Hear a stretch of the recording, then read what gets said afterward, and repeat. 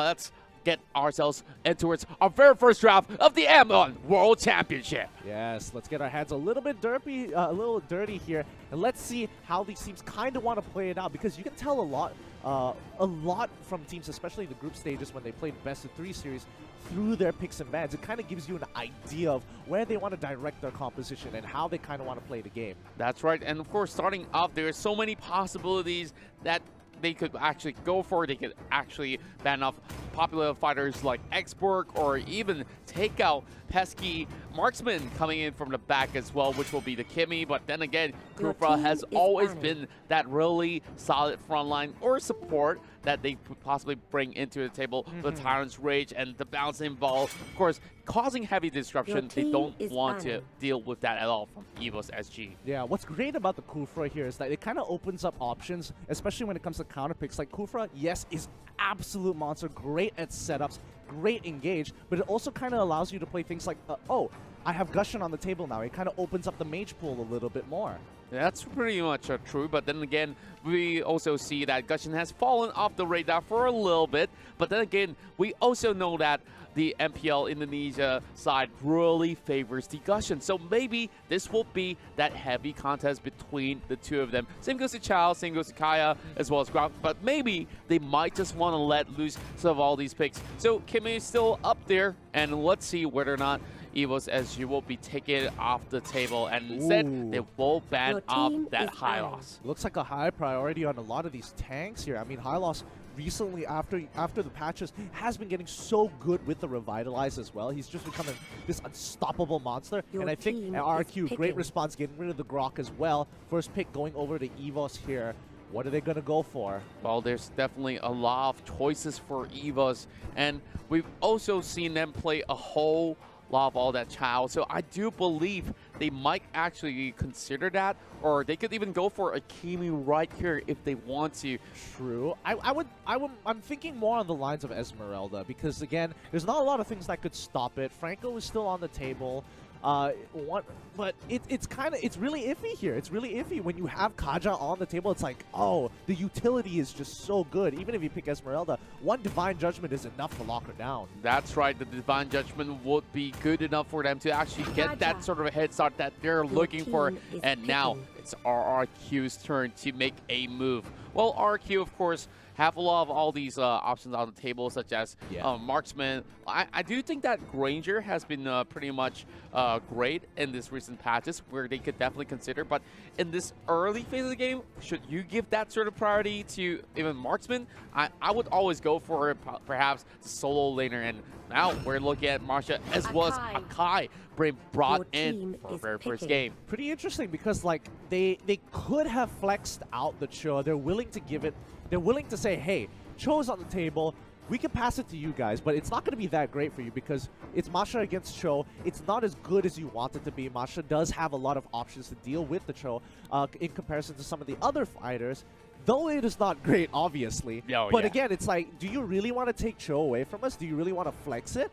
And we're allowing you to do the 50-50 because then we're just going to get better priority picks later on to the draft. Oh, that's pretty true. And now that we're also seeing EVOS here, they could even get themselves that mage pick as well as fire before getting it banned away. Instead of taking that Chao, they could still ban it off in that sort of sense. And now we're seeing Granger as well as Thomas locked in for EVOS Esports. Now, I'm feeling pretty good about this. Now, a whole lot of high damage output coming from the side of EVOS SG. Same goes to some true damage output coming from Thomas as well. So, in terms of team fight, I would say that they do have that sort of security in the front line. And I'm not sure what will they actually bring in much later on, and this is going to force RRQ to pick up the marksman before getting that secondary option. Yeah, and the best part about Kimmy is that she can be flexed into those roles. She can play your mage role, or she can be put into your regular 80 carry sort of, depending on the build you want to go for. I think that's the big definition here. But coming into the second picks and bans, it's going to be important because each side is lacking is lacking a strong frontline tank. Akai, yes, he can tank. He's got a great passive, but more importantly, he's a playmaker. He's looking to make the plays. He's not looking to peel, and that's why you have to have a secondary tank on top of him to kind of be that frontline, being like, hey, stay away from my backline. I'm going to try and create space. That's right, and I do believe that Akai is going to play a real vital role for RRQ, especially when it comes to team fights. That Hurricane Dance, if you can pin somebody right on the wall, that could be pretty much a free takedown for RRQ, and Lunox is going to be eliminated on that third ban of EVOS SG. Now, what do you feel about Lunox here? Because I feel like Lunox, of course, is not as strong as those previous patches where she could just easily run rampant and easily get out of those team fights. But now we're seeing 2 of these mage bans. So now for RRQ, they still have a lot of options on the table, and what will they go for? I mean, Esmeralda is on the table here. Do they really want to go for it is a bigger question. Like, RRQ have an option because Kimmy is being flexed. You could see where it's like, okay, I could go for a really strong mage here that could get locked down, or I could just lock in my tank and kind of sit and wait on this. Because again, EVOS Esports, they can't double mage right here. If they double mage, they kind of just completely give up on their team composition at that point. Oh, yes, indeed. And it's going to be pretty tough. Now, I'm looking at a Lolita pick coming from the side of RQ, which was great. And they also understand the fact that EVO Singapore here likes to go on that Chang'e pick. So this is going to be pretty tough for EVOS Esports if they ever were to pick Chang'e to come in towards this matchup against RQ. And, you know, Meteor Shower is definitely one huge spell in those team fights. Oh, but yeah. If Lolita's all the way in front, then it does not mean all too much. And if they get caught out with a Nunes Blast, it's going to be pretty tough. But you talk about the Valor, it's going to be EVOS Esports being pretty much greedy with both mage picks right here. I kind of like that. And though the mage picks, I completely forgot about the Valir at this point in time. Yeah, he's going to be put into that support role. He deals a lot of damage, has a lot of disruption. The pushback is absolutely great. The moment he hits level 4, I mean, he's almost guaranteed first blood even in certain situations. Great wave clear, everything you want in a support, just that he doesn't have a very large health total. Well, I would certainly agree with that, but I really don't like the fact that EVOS Esports, they don't really have a proper tank per se, other than, you know, Esmeralda as well as Kaya as the frontliner. And if RRQ here gets themselves pretty much all ramped up with those early leads of the game, then I would say the side of EVOS SG will possibly be in pretty deep trouble. Agreed. I definitely agree there. I think a lot of work needs to be done by both Kaya as well as the Valir to kind of set the pace of the game. The tempo needs to be controlled for the side of EVOS Esports, but let's just see how RRQ kind of wants to play this out, because they have to play this until level 4, and that's when they need to capitalize. That's right, and of course, that final pick of the Gorge is something that is a stroke of genius as well, just in case if they were to commit in that 5v5 situation. So it's going to be pretty much a great move for RRQ, and I'm having my eyes set on that Masha pick as well. Masha, of course, in MPL and MYSG was like a 50-50 sort of win rate. Yeah. So I'm not too sure, but I've seen some great games come from MPL Indonesia with Masha split pushing, doing so much with that damage. And of course, it's really dependent on the sort of build that they go in for as well. But Masha has been pretty much tough to deal against. As she pops in that life recovery, she could just easily get back to 100%. Yeah, but that's the thing. When you give someone like Thamos, we put Thamos on the table. Now Masha has an option where it's like, oh, I can't really fight 1v1 as good as I want to. So that kind of puts you in a controlled situation. She really has to be efficient with a lot of that wave pushing. That's right. And of course, they really got to find a way to actually stop Masha before she even snowballs into towards that late game monster, while Thamos is going to be doing exactly the same in that sort of sense, but at least Thamos does have a little bit of that mobility to escape in that sort of situation. And we're also thinking about all these sort of the spells that all these professional players will be pulling off. You talk about Revitalize, of course, there's a lot going on with those teleportations in towards this match, but now, of course, you guys are excited, so are we, as we'll head into our very first matchup, EVOS Singapore versus RRQ. Smash them. Now, looking at the lane assignments, it's looking pretty standard for now. Masha is going to be the top side, and Thamos should meet them very basic fan. They're trying to make sure, okay, no early invades, no shenanigans like this. And JPL, he just needs to keep control over the wave, put enough harassment in to kind of force them into situations where it's like, okay, you can't go for the rotation, and I won't let you because I have vision. That's right, and now we're looking at Tuturu already clearing off the wave on the bottom side, and both sides are playing it relatively safely. They're not really going in for those aggressive invades that we've already seen them pretty well known for. But speaking of that, EVOS Esports, they're starting things off pretty much on a high tempo over on the top side. Sin will be facing off against Soul. Oh, look at that burst damage. It immediately forces some moves, and RRQ Sin is forced to pull off that flicker. Yeah, really, really quick. It's really interesting what RRQ did here. They basically use Masha as a meat shield so that the tank as well as the mage doesn't take a lot of damage. In response, really well done here. Oh, the rest of the team's actually going on too. Vin is actually in quite a bit of trouble. He's taking quite a lot, but they have to kind of peel back. He's so little, too late. JPL has to pull back quickly. Dashes right on out of there. I Am Jungle finally responds in time. He is level 4. Oh dear, Bambi, not going to catch anybody with a Star Moonfall. They're going to back away. Oh, they really have to back off. Look at them. They're only level 2, and I Am Jungle is going to fight back in a little bit more. So possibly going to escape, and he's going to be forced with that flicker as that bubble almost hits him right behind him. And now JPL. I really like the name change, so of course it confuses a little bit right there. But now look at the goal standings here. It's only about 200 gold in favor of RRQ. Huh. Looks like there's only one arrival in this game. Okay, pretty interesting, pretty interesting. But yeah, I think Soul has done a really good job there controlling that top side, making sure Masha doesn't get too ahead and forcing out battle spells because she isn't managing that health total.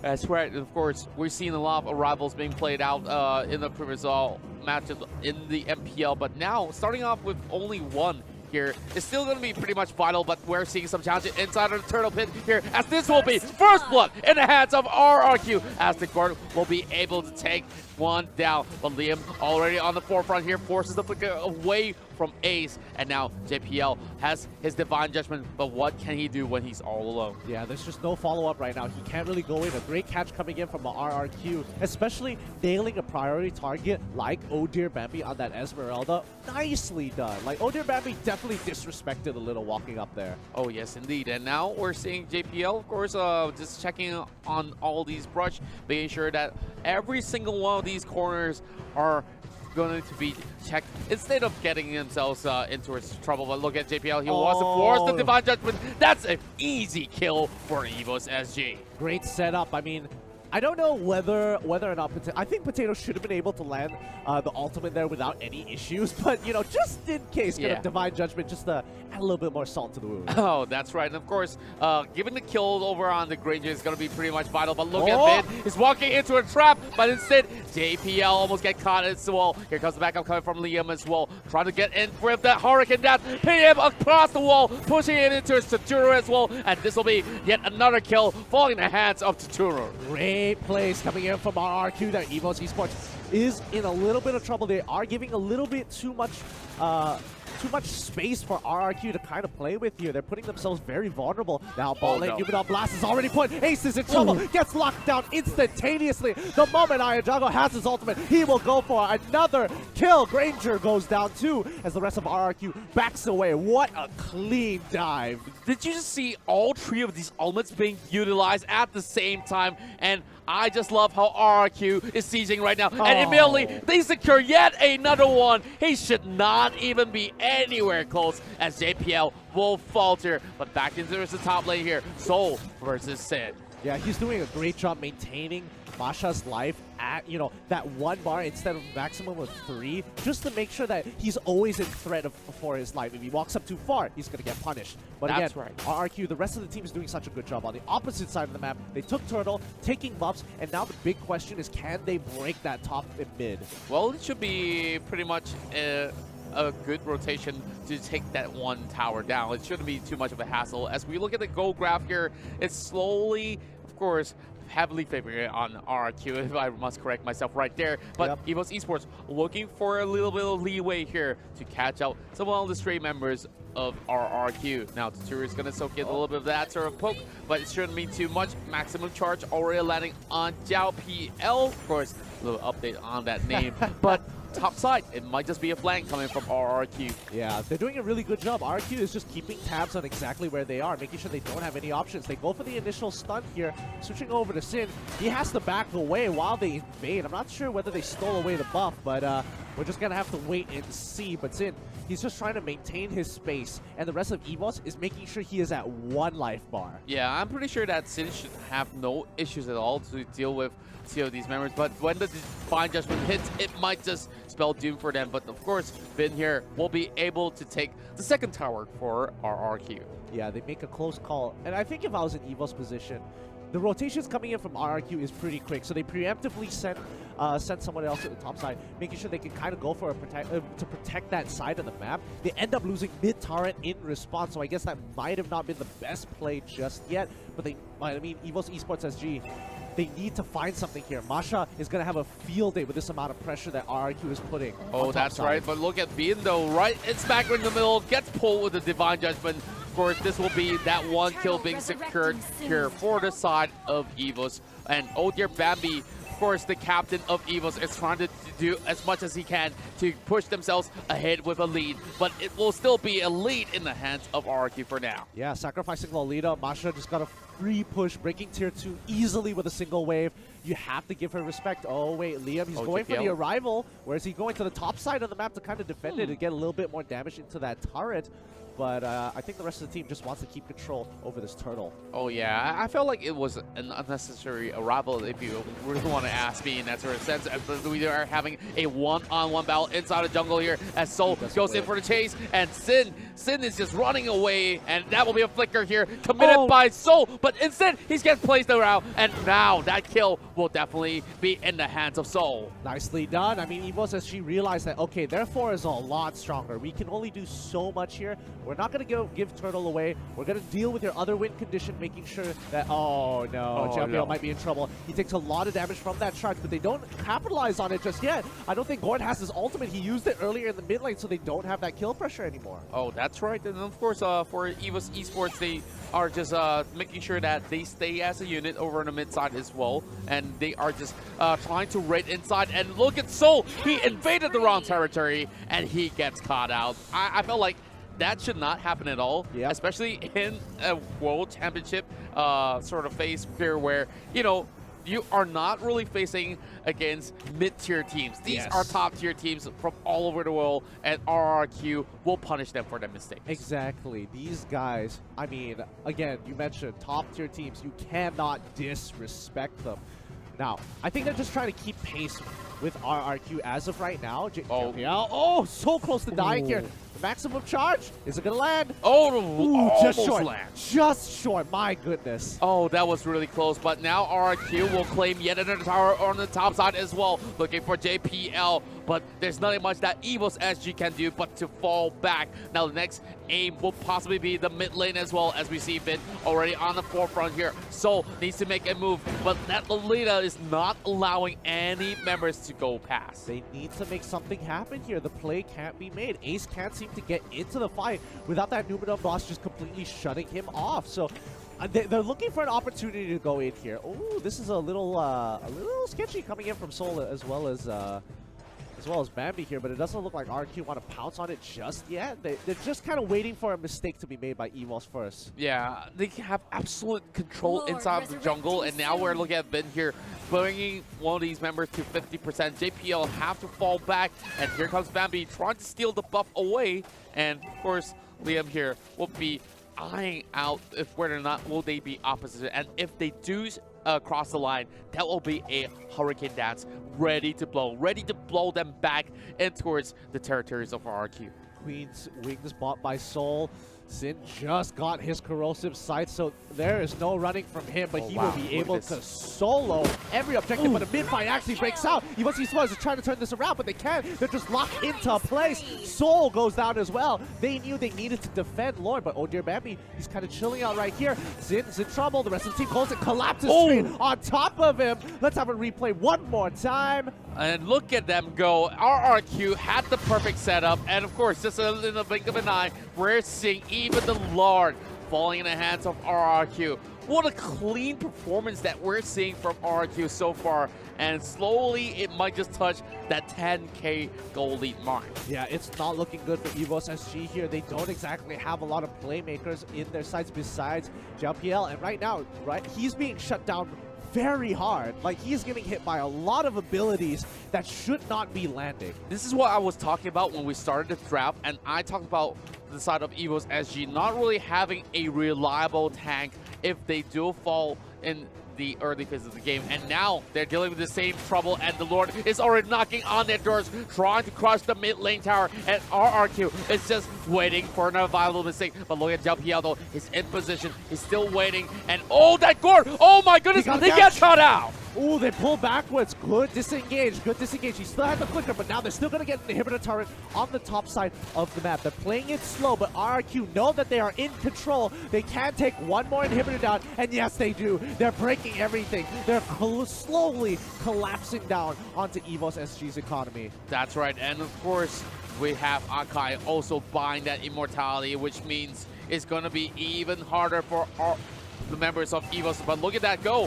Vin's gonna go in with the No Man's Blast, casting over onto 3 members with a flicker as well. Hurricane Dance playing onto the face, and now RRQ, they're crashing right in, and oh dear Mambi almost falling out. And look at EVOS members all in the disarray. Minions are still in the front, but RRQ does not even want to make any sort of a mistake at all. Yep, this is a killing blow here. The Death Timers, they're going to be able to respawn. Oh dear Bambi, he survived the last onslaught. He needs to clear top side. But again, minions are pushing in. Tuturu, he's going to be walking on in. There's nothing they can do. I am Jago, does not miss. His aim is true, and he cuts down the rest of the members of EVOS Esports SG. They are looking to end this. Oh, ace. Oh my goodness, what a clean game one that we're seeing here from Rex, Regum, Keon. And now, game 1 already in the bag for RRQ. Indonesia here showing them why they are the most respected region of all the other teams across the board. And of course, EVOS Esports here, having that first defeat of the day. Of course, a sour taste and towards the early mornings right here. Oh, yeah. But I'm pretty sure that they could still find a way to come back, because this is, after all, a best of 5. Yeah, I definitely agree here. I think for the most part, you have to keep in mind that EVOS SG, they're dealing with Indonesia, and they are just, right now, they look like they're on a completely different level. They really were shut down. Valir was basically there just to wave clear. He didn't really get a lot of opportunity to roam around too much. And more importantly, I think the control coming in from RRQ was pretty devastating. They just cut off rotational paths, made sure they controlled the river line. They just didn't let them play the game like they wanted to. I totally would say that all these members of EVOS Esports look like they were not really all too ready for what's in store for them. As we saw, a couple of these members get caught out in between. Of course, MVP here will definitely be Tuturu. He has not fallen a single time. Same goes to I'm Jago, coming pretty close a second if you were to ask me as well. But members of EVOS, I felt like their strength is in team fights, and they can't really seem to really commit to doing exactly just that. And see, that's the thing. They don't have, you know, they've got linear playmakers. JPL, you give him something like Cho, he has more options to attack the team in different areas. But when you have something like Kaja, he just goes in, locks one person, pulls back out, it gives